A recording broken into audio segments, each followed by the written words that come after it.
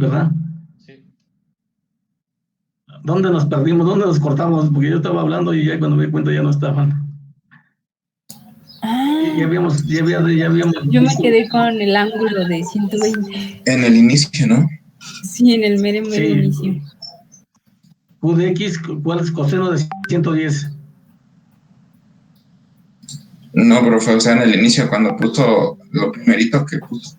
Empezó con unos ejes coordenados, puso el ángulo de X igual a 120 y ahí ya no. 110. Ya no, perdón, 120. Okay. No, 120 Okay, me quedé en el anterior. 120. La parte superior izquierda. 110. Pero es que bueno, hasta ahí se quedaron. Sí, se congeló la pantalla. Bueno, yo creí que era mi internet. Bueno, yo me sacó esta cosa. Miren, ok, decíamos que desde que nosotros estamos acostumbrados a, bueno, normalmente en estática se acostumbra a que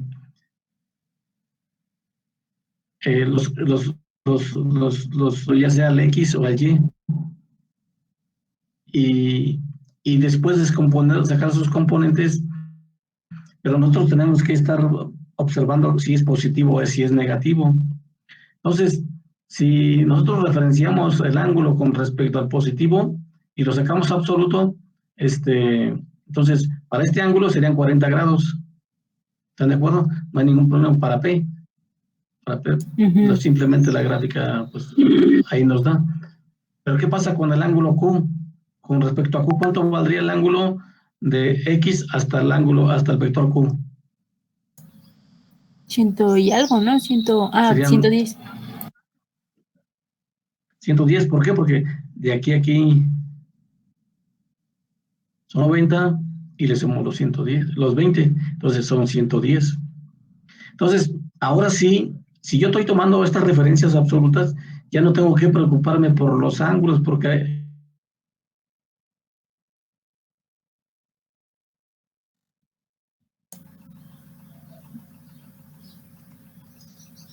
¿se volvió a trabar? ¿Alguien sí? Ya.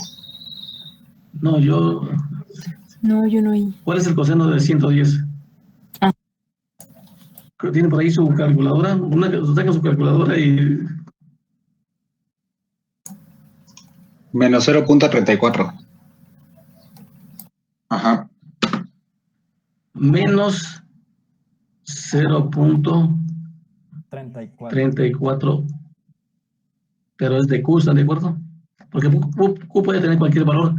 ¿Cuál es el seno de 110? 0.93. 0.9390. ¿Seno de 110? No me da positivo. 0.93.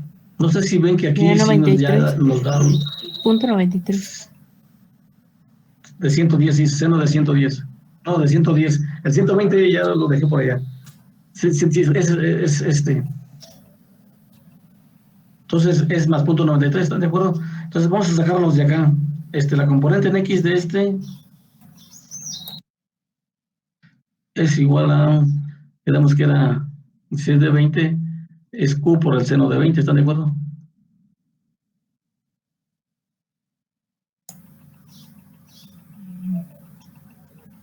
Y la componente Y es igual a Q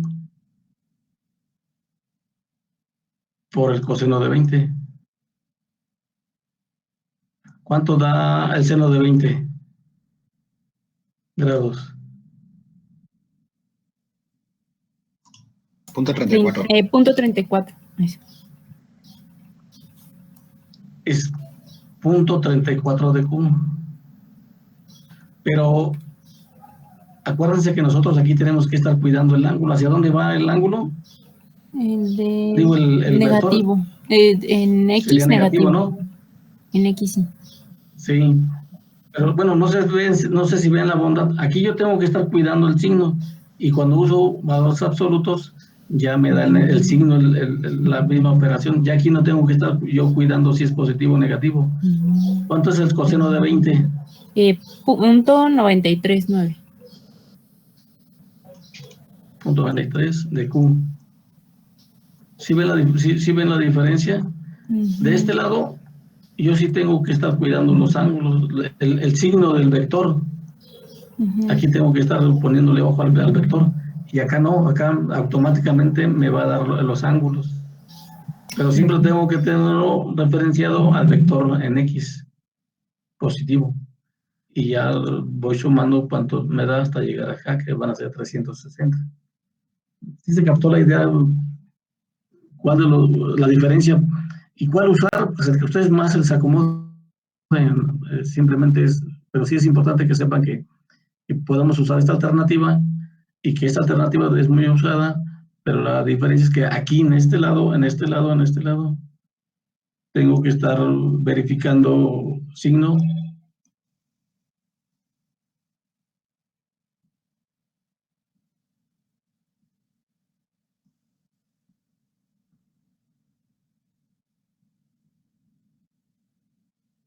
Y de este lado,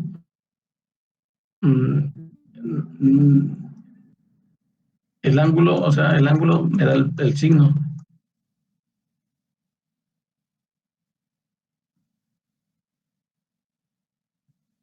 Les digo, ¿cuál es el mejor? El que a ustedes más se les acomode. O sea, porque los dos dan el mismo resultado. ¿Y por qué fue todo esto? Porque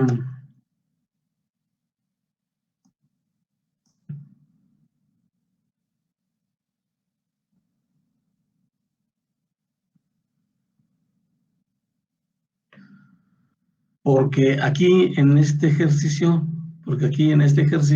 tenemos este ángulo de 120 grados. Y por eso ellos no se fijan, no tienen que estar poniendo mucha atención en el signo, porque el ángulo les da el signo automáticamente. ¿Ok? Eso es pues para que sepan que... Ahí el único problema sería... porque aquí no, porque aquí sí hay ángulos más grandes de 90.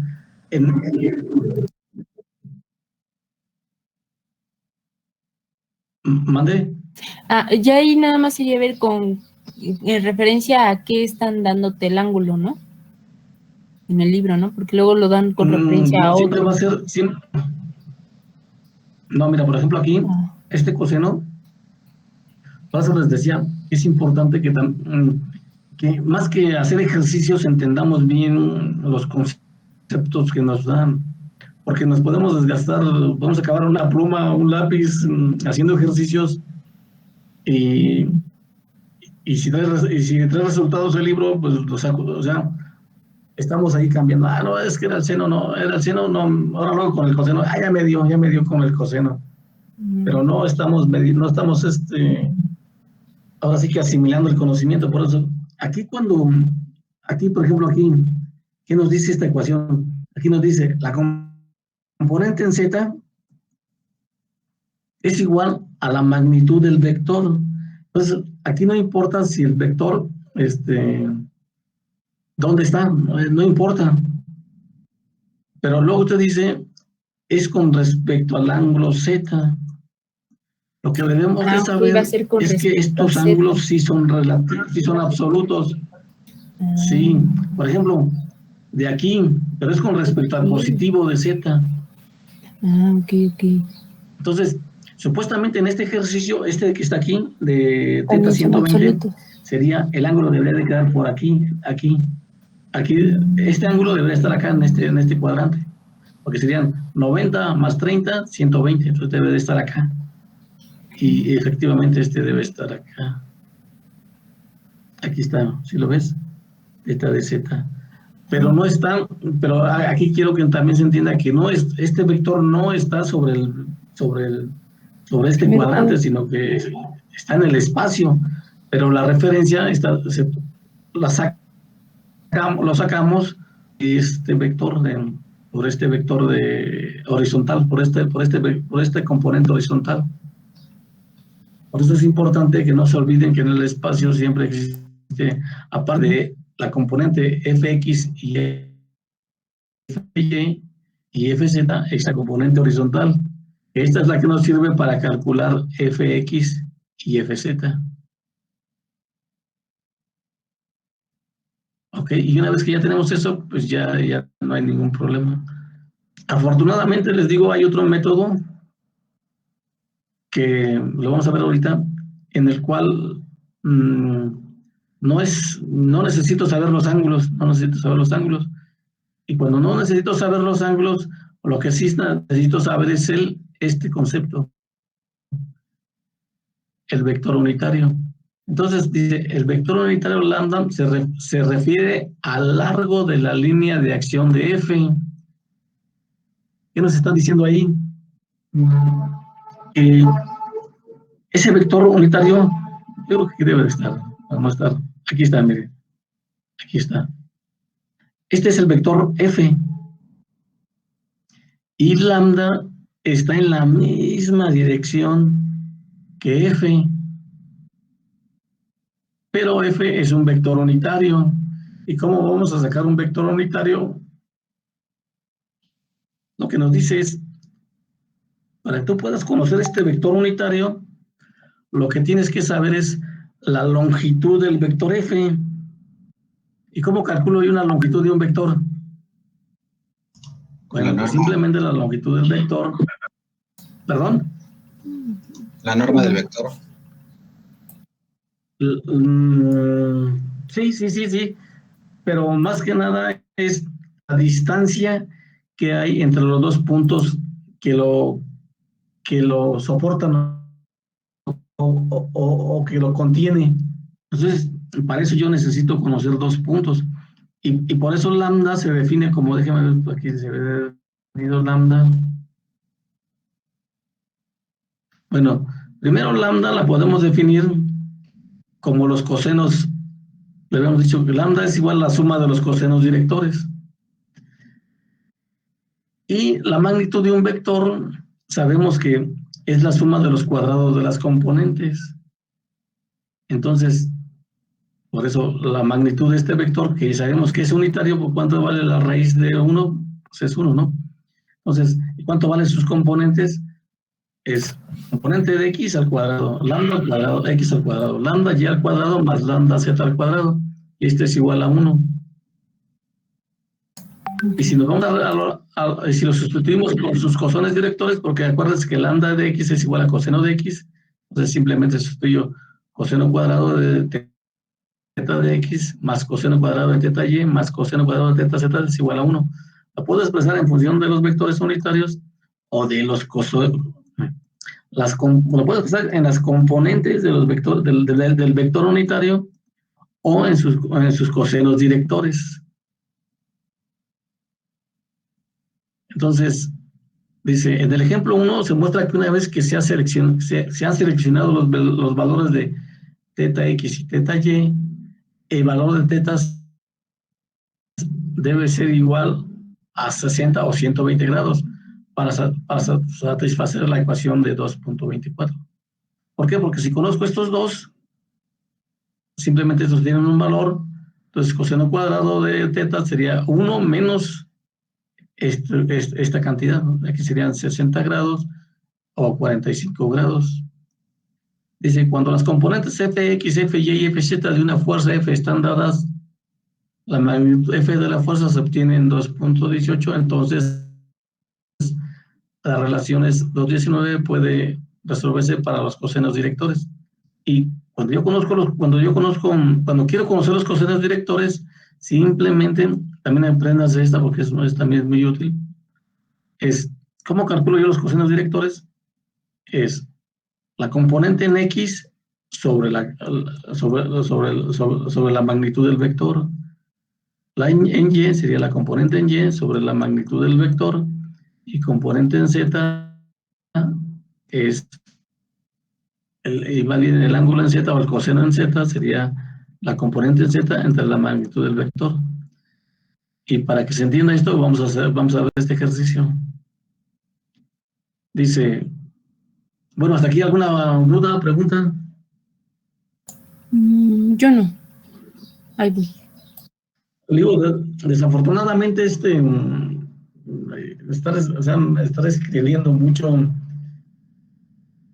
nos vamos a tardar mucho y no vamos a avanzar. Y acuérdense que esto ya lo vimos, por eso también yo espero que sí se esté comprendiendo y no estemos y no estemos perdidos en el espacio.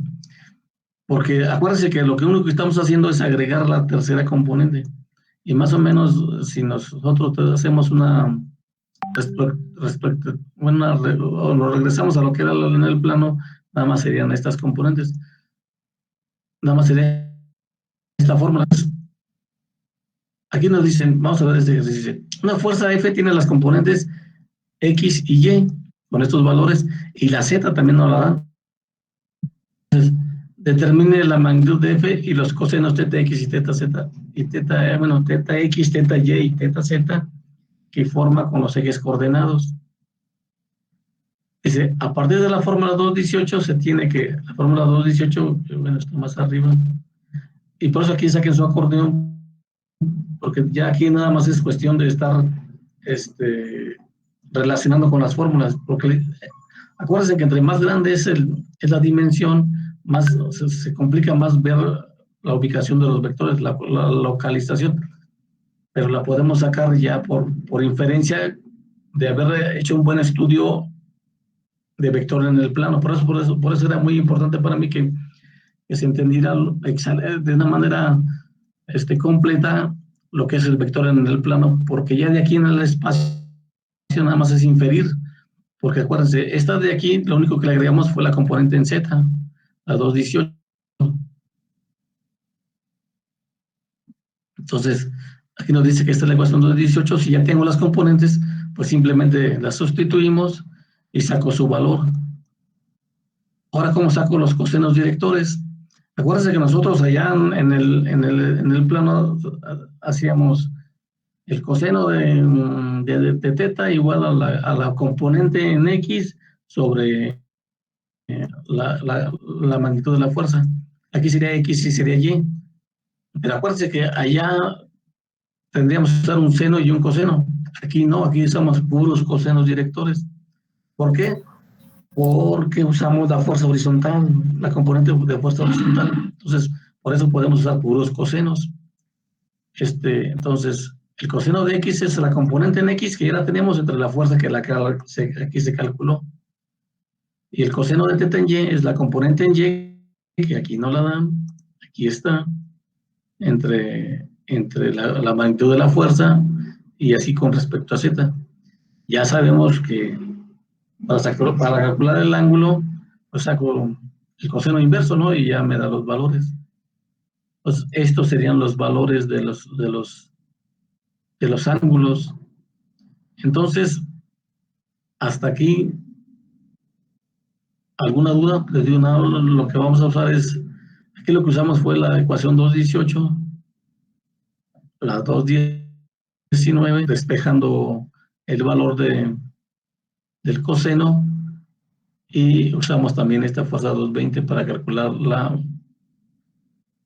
no fue esa, fue esta para calcular la magnitud. Entonces, ¿hasta aquí alguna duda? Yo todo bien, profe. Yo ahí voy. ¿Mande? Que no, todo claro. No, sé. ok. Es que dicen, ahí voy, y dicen, no sé si ahí voy para hacer la pregunta, o estoy siguiendo, siguiendo el curso. Está bien, no hay ningún problema. Sí, muy bien. Entonces, acuérdense que aquí usamos los valores de los ángulos, pero les digo que normalmente en el espacio lo que se usa es el concepto de fuerza definida en términos de su magnitud y 2 puntos sobre su línea de acción. Estos 2 puntos de la línea de acción son los que nos van a servir para calcular el vector unitario.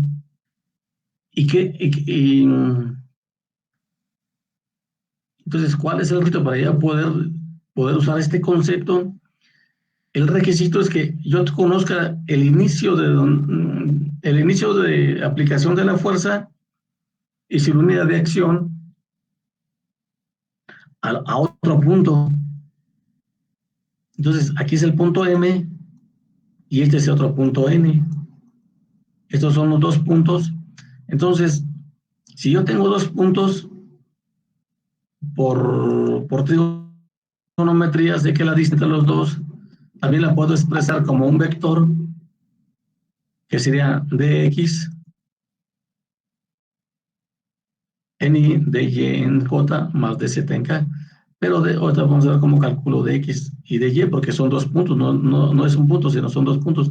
Aquí se supone que ya es la magnitud. Pero bueno, aquí nos dice que esta magnitud mn, o esta longitud de esta línea, la longitud de la línea, déjenme hacerlo un poquito más grande. Porque esto no es vector, esto es un segmento de línea. Entonces, esa distancia, yo la puedo conocer, como tengo los tres puntos, puede ser x, y, z. Estos tienen un valor. Entonces, la distancia en x sería en el vector unitario y, la y en el j, la z en la k. Entonces, el vector unitario, que es lo que yo estoy buscando, a lo largo de la línea de acción f, es decir, a lo largo de la línea mn. ¿Por qué? Porque f está definido entre estos dos puntos. Entonces, la línea de acción corresponde exactamente a estos dos puntos. Entonces, el vector unitario yo lo definimos como el vector. Así. No, pero esto debe ser un vector, porque aquí estamos a ver, aquí no se nota, aquí supuestamente es un segmento, pero no debe ser un segmento, porque tenemos componentes de un vector.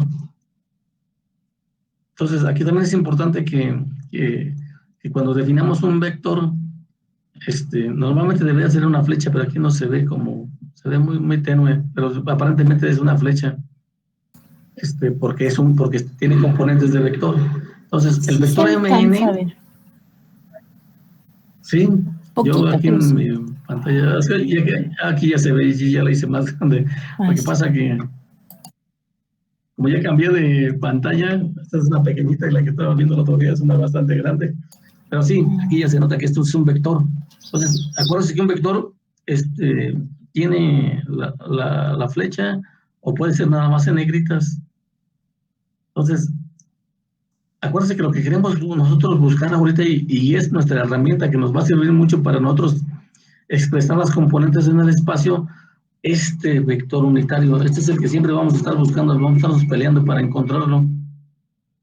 Entonces, es el vector MN. ¿Y quién me define MN? Pues son estos los dos puntos donde empieza la fuerza y un punto que caiga sobre su línea de acción. Entonces yo necesito dos puntos de fuerza. Y aquí sí sería su magnitud. Entonces, que está aquí es el vector que está acá arriba, que es mismo que está aquí.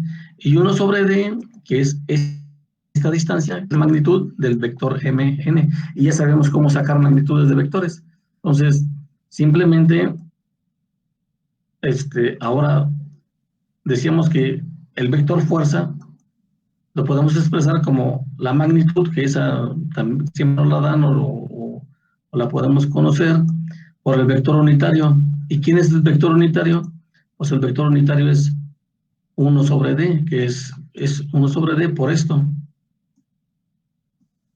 ¿Y cómo calculo las componentes de los vectores unitarios? Pues sería la fuerza, la componente en X sería la fuerza por la distancia en X sobre la magnitud del vector, que no es más que esta parte.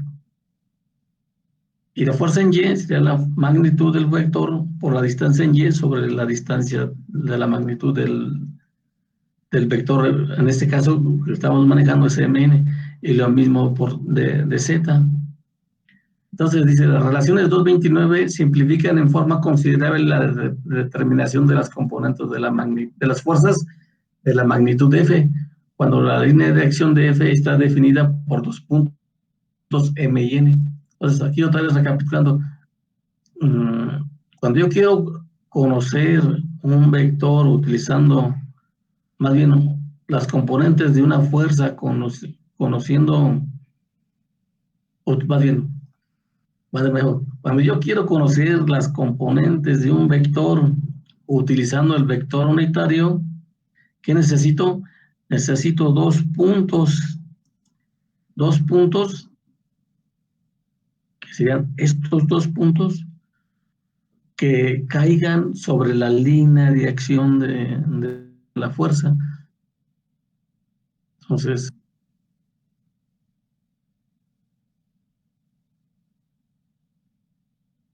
hasta aquí, eso es lo que tengo que yo conocer. Dice, restando las coordenadas de m a las de n, se determina primero las componentes del vector mn y la distancia de m a n. Decíamos, dx, ¿cómo conozco yo dx? Porque arriba simplemente me decían la fuerza, aquí me dicen la fuerza por dx sobre la magnitud de la fuerza y igual a la fuerza por la distancia en y sobre la distancia. Bueno, dx yo la conozco simplemente conociendo el valor de x2 menos x1. El valor de y es el valor de y2 menos y1 y el valor de z es igual a z2 menos z1. ¿Y cómo calculo la magnitud de la distancia? Pues simplemente ya sabemos que es un vector y lo que hacemos es que cada componente la sumamos al cuadrado y le sacamos la raíz. Entonces, sustituyendo los valores de f para f y d, de x, de y y de z y d en las relaciones 229, se obtienen las componentes fx, fy y fz de la fuerza. Los ángulos θx, θy y θz que forman f con los ejes coordenados puede obtenerse de la ecuación 225, que era la 225, es la de los cosenos directores.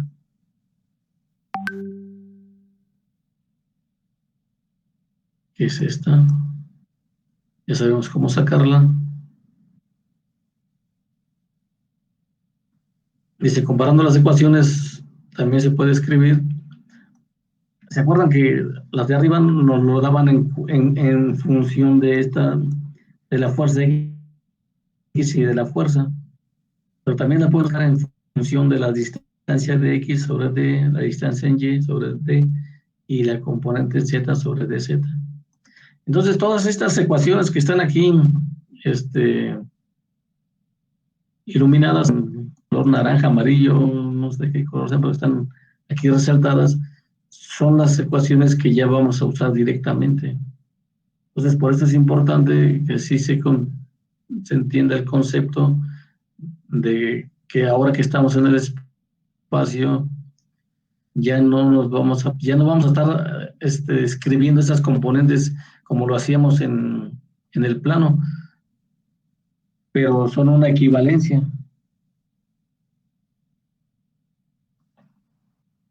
Ok. Entonces, vamos a ver ahorita cómo usar esos conceptos y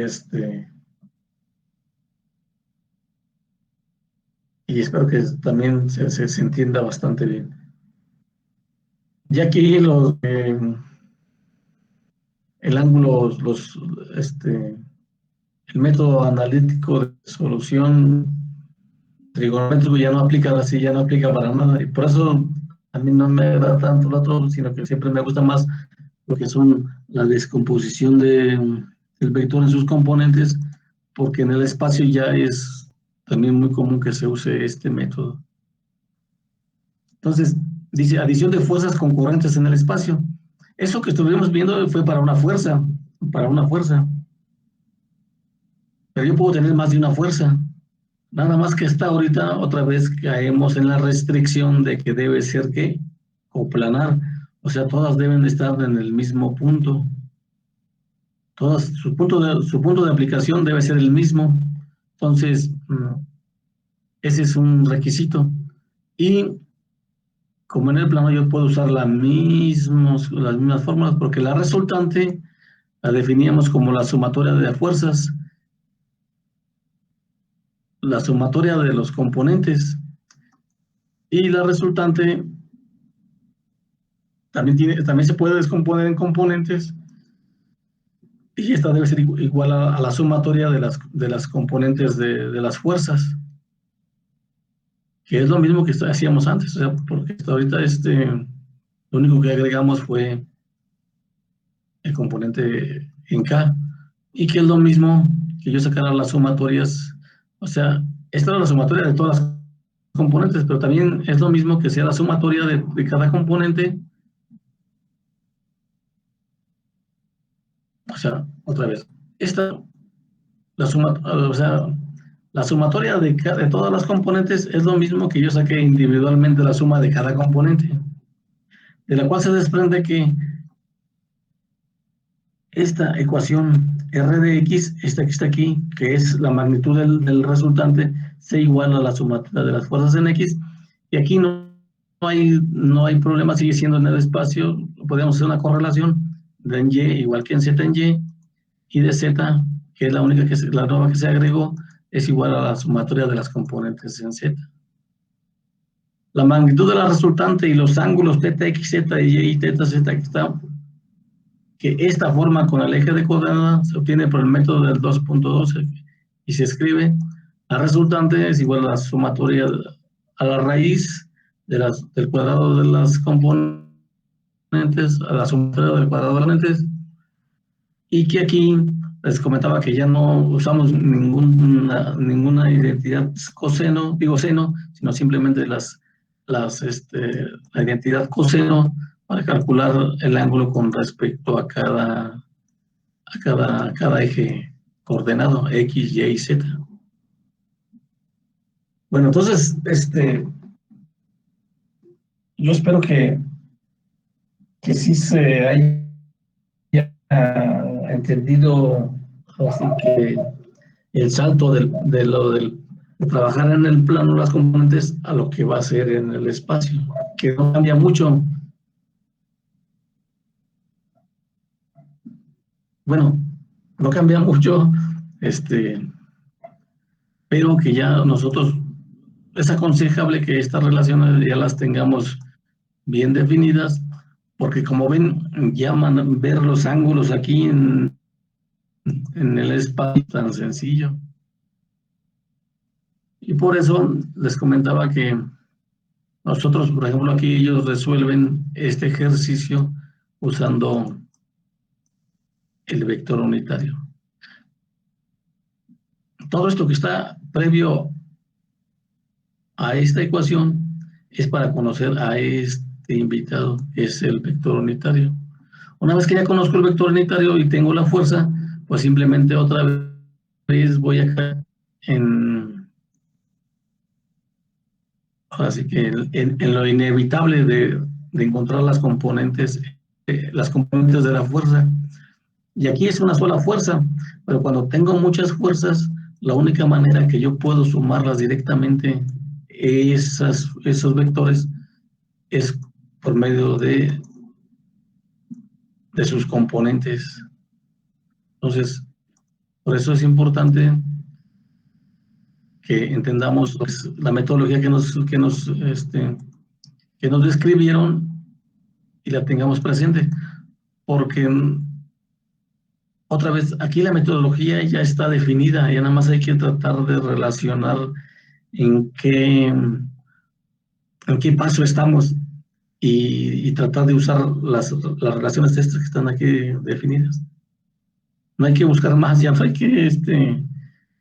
que perdernos en ese aspecto. Y por eso vamos a ver este ejercicio.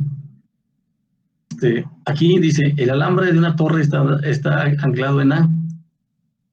Por medio de un perno, está anclado en A, aquí en este punto. Por medio de un perno, la tensión en el cable es de 2.500 newton. No nos dice si va hacia arriba o hacia abajo, ¿están de acuerdo? No sabemos, o sea, más dice la tensión. Y bueno, aquí nos dice 2.500 newtons positivos. Pero vamos a tratar de ver si es lo mismo hacia arriba o es lo mismo hacia abajo. Si este valor debería de ser, si va hacia arriba debería ser 2.500 y si va hacia abajo debería ser menos 2.500. Eso lo vamos a investigar después para ver si si yo también tengo que preocuparme por este signo, o aquí, o no hay signos negativos.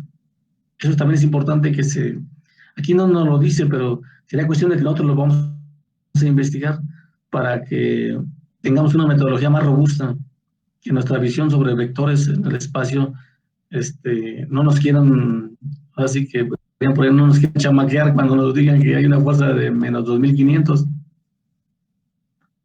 porque después vamos a ver cuándo sí podemos hablar de una fuerza de 2500, menos 2500 y cuándo sí de una fuerza de 2000 más 2500. Entonces nos dice, determine las componentes X, Y, Z de la fuerza que actúa sobre el perno y los ángulos de X, Z, Y y Z, Z que define la dirección de la fuerza. Entonces, si ustedes tienen las fórmulas, pueden ver, si tienen el libro abierto, me imagino, pueden ver Sí. qué fórmula usamos primero. Y de todas estas que nos dieron, ¿cuál sería la secuencia? ¿Cuál de todas uso? ¿Con cuál empiezo? ¿Cuál me conviene usar? ¿Esta de la 230? ¿La 229? ¿O, La que está entre la 29 y la o, 30. o la 26? ¿O la 227? La de la distancia Bueno, es entonces, lo que nos da, ¿no? sí. Les digo, todos estos ejercicios ya están más, este conocimiento está más, ya están medio estandarizados, no hay que, buscarle mucho. Lo primero que tenemos que hacer, lo primerito es determinar las coordenadas de estos puntos. ¿Cuáles son los puntos de estudio? Pues acuérdense que para poder calcular el vector unitario, mandatorio es que yo tenga dos puntos bloqueados sobre la línea de acción del vector. ¿Están de acuerdo? Pero Sí. aquí hay un pequeño detalle. Vamos a ver los signos aquí. Aquí también me agrada esto porque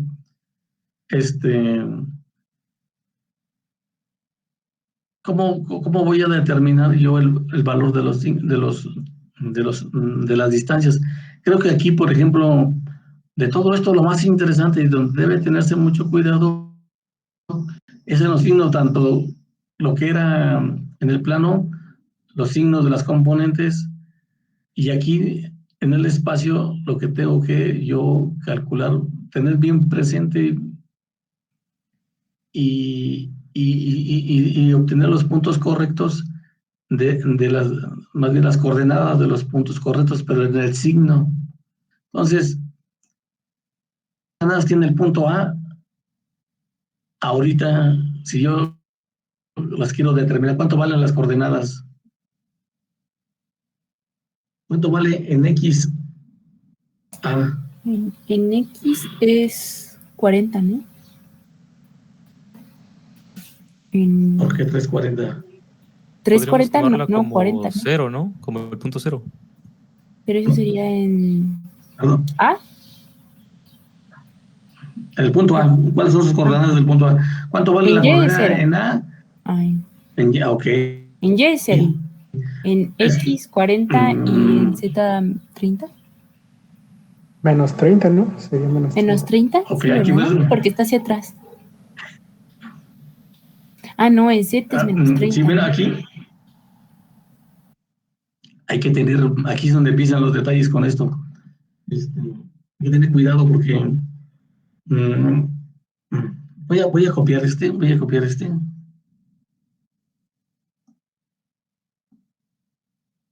porque hay que tener cuidado exactamente.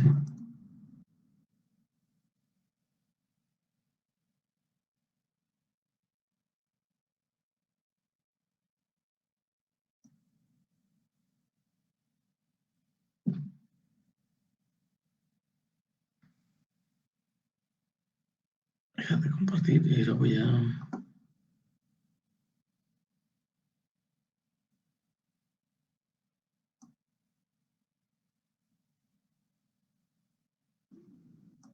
Acuérdense que la metodología